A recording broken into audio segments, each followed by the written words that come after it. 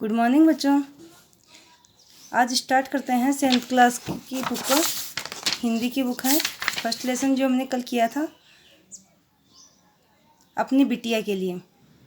माँ अपनी बिटिया को किस प्रकार से उठाती है, इस पाठ परिचय में आपने पढ़ा होगा और समझा भी होगा। इसमें प्राकृतिक बिंबों के बारे में बताया गया है, मतलब प्रकृति को ध्यान में रखते हुए उनकी तुलना करते हुए एक बच्ची को उठाते हुए एक माँ बता रही हैं कि वो पेड़ों के झुनझुने बजने लगे हैं, लुढ़कती आ रही है सूरज की लाल गेंद। लाल गेंद किसके लिए बताया गया है? सूरज के लिए बताया गया है। अपनी बेटी को उठा रही है और कह रही है, जो गैस के गुब्बारे, जो तूने रात को गैस के गुब्बारे छोड़े थे, वह तारे अब दिखाई नहीं देते हैं। मतलब गैस के गुब्बारों की संज्ञा किसको दी है? तारों को। तो तारों के जो तारे रात को चमक रहे थे, वो क्या है, अब छिप गए हैं, जाने वो कहाँ चले गए हैं। इस प्रकार से अपने कल बात की थी। ये पूरा लेसन आपने किया भी होगा, पढ़ा भी होगा, और जो शब्दार्थ मैंने आपको बताए थे वो भी आपने क्लियर किए होंगे। सूर्य, चांद, जरतारी, तलैया, ये सब मैंने कल आपको बताए थे। आपने याद भी किया होगा और कल ये इस लेसन को दोबारा रिपीट भी किया होगा। चलिए देखते हैं हम आज के क्वेश्चंस। ये जो क्वेश्चंस हैं जो मैं आज आपको बताने जा रही हूँ, इसको अपनी नोटबुक में लिखिएगा और इनको याद भी करना। पहला क्वेश्चन है, अपनी बिटिया के लिए कविता किसने लिखी है?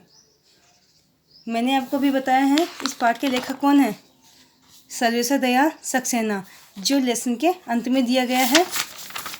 तो यहाँ हम लिखेंगे सर्वेश्वर दयाल सक्सेना, लेकिन इसको लिखने का तरीका यही होगा, अपनी बिटिया के लिए कविता सर्वेश्वर दयाल सक्सेना ने लिखी है। इसका जब तक आप पूरा क्वेश्चन का आंसर नहीं दोगे, तब तक ये आंसर आपका सही नहीं होगा। ठीक है, आगे है, किसके झुनझुने बजने लगे हैं? अभी हमने बात की थी, किसके झुनझुने बजने लगे हैं? पेड़ों के झुनझुने बजने लगे हैं। इस प्रकार से आपको इसके आंसर देने हैं। अगला क्वेश्चन है, गैस के गुब्बारों का क्या अभिप्राय है? गैस के गुब्बारों की संख्या किसको दी है? तारों को। तो गैस के गुब्बारों का क्या अभिप्राय बताया गया है कवि ने इस कविता के माध्यम से? तो यही बताया गया है कि जो रात्रि में, यह है रात्रि,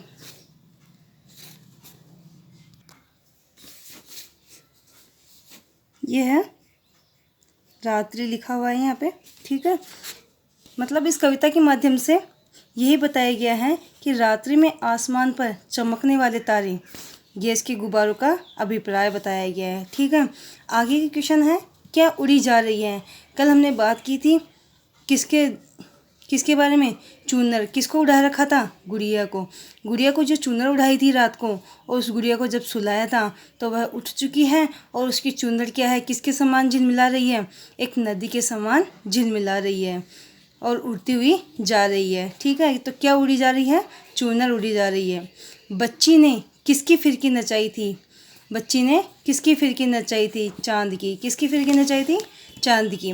तो इसका पूरा आंसर ये लिखना पड़ेगा, बच्ची ने चांद की फिरकी नचाई थी। ठीक है, आगे आते हैं, सही विकल्प पर निशान लगाना है।